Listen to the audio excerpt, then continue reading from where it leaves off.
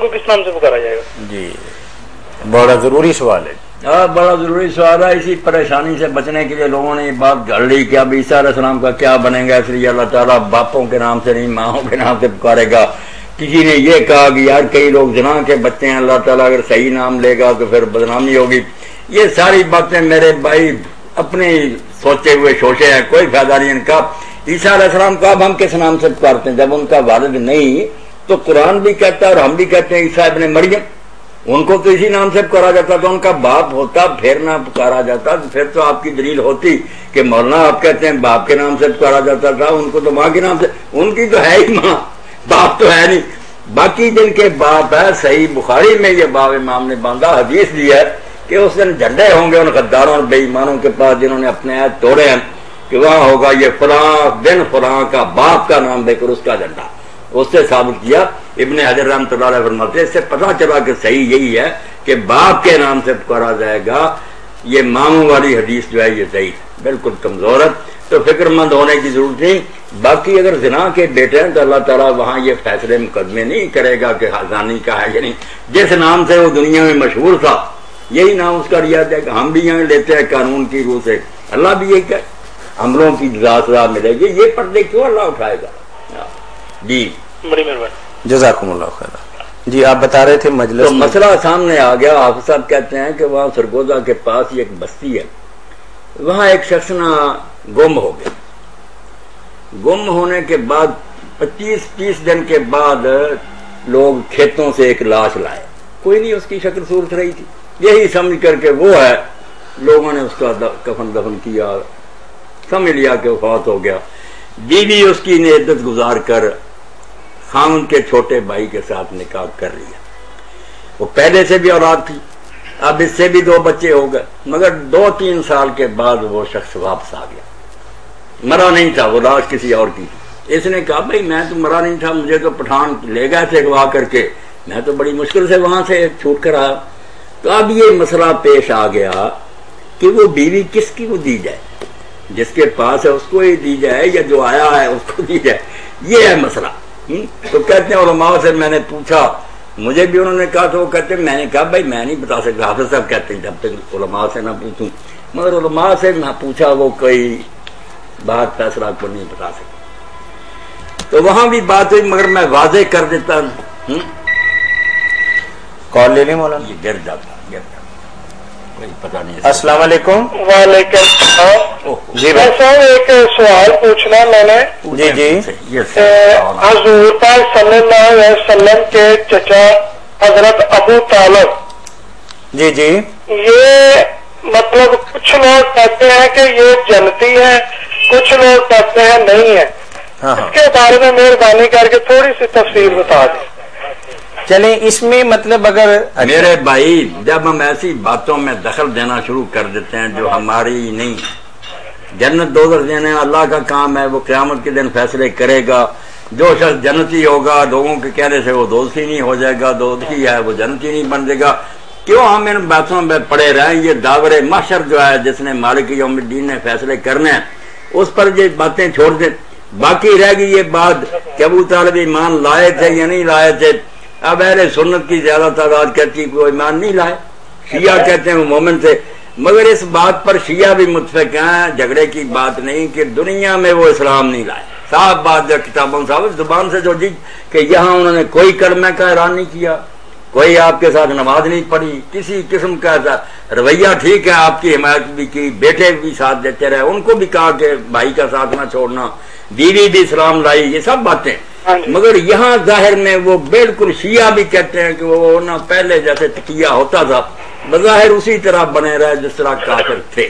کوئی اسلام کا انہوں نے اعلان نہیں کیا.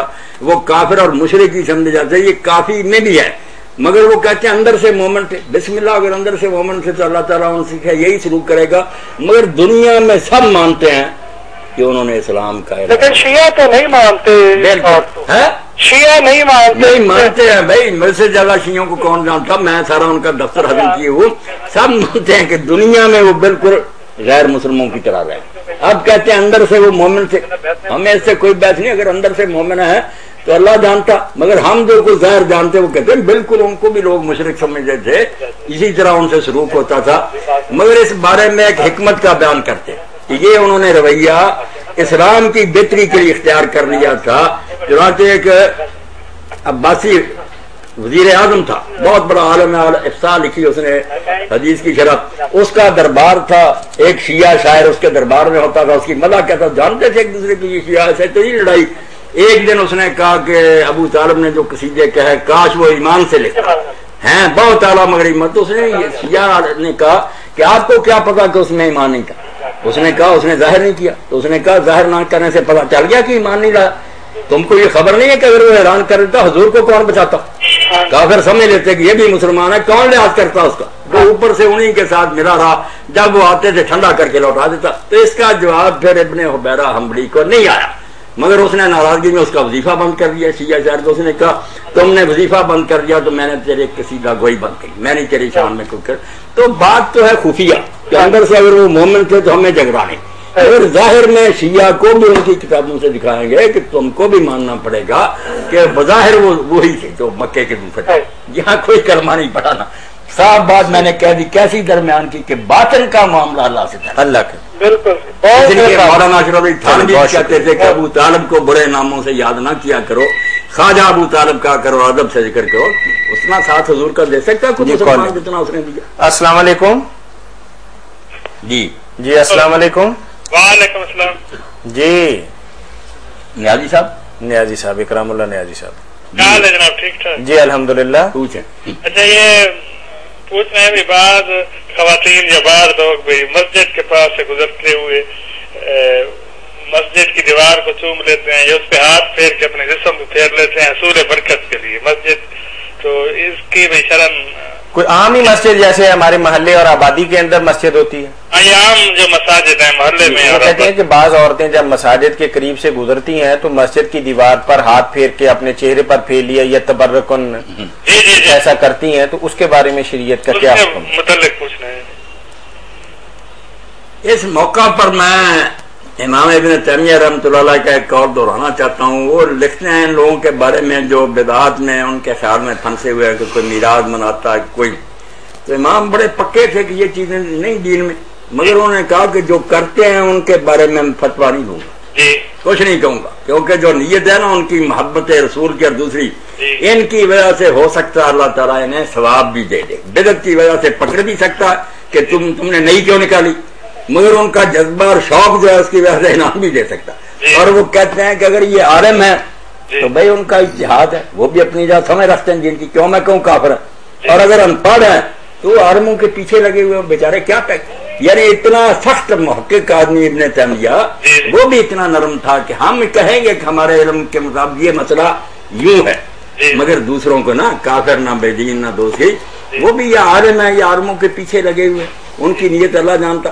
تو جو عورتیں ایسا شوق سے کرتی ہیں اللہ تعالیٰ ہو سکتا ہے ان کے اس جذبے کی قدر ہی کرے کہ میرے گھر کی دیوار پر مگر ہے یہ عمل بے اثر، یہ نیازی صاحب دین میں نہیں ہے، نہ کوئی مسئلہ ہے۔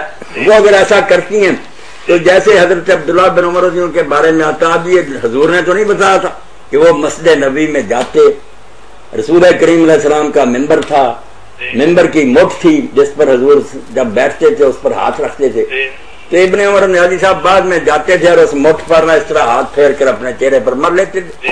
اب یہ محبت کا اظہار تھا، ان کی عقیدت تھی کہ یہاں یا رسول اللہ کا ہاتھ ہوتا تھا، اگر حضور نہیں اس وقت نظر آتے اس سے ہی اپنے دل کو تسکین دے لے۔ اب اس وقت فتوے کیا دینے ہیں، ان کا اختیار تھا، تو یہ فتویٰ بازی نہیں ہونی چاہیے جو ان پڑھ عورتیں بیچاری ایسا کرتی ہیں۔ اب حدیث میں نہیں آتا کہ قرآن مجید کو اس طرح آنکھوں پر لگاؤ، یعنی مگر حضرت اکرمہ کے بارے میں سب لکھتے ہیں کہ جب ابو جہل کے بیٹے حضرت اکرمہ علیہ السلام لے آئے تو وہ قرآن مجید کو اس طرح اٹھاتے اور کھول کے اپنے اس طرح چہرے پر ملتے اور روتے، ہاذا کتاب ربی ھذا، یہ میرے رب کی کتاب ہے، یار ہم بد نصیب تھے، کتنے سال محروم رہ گئے، حضور کا ساتھ نہ دیا۔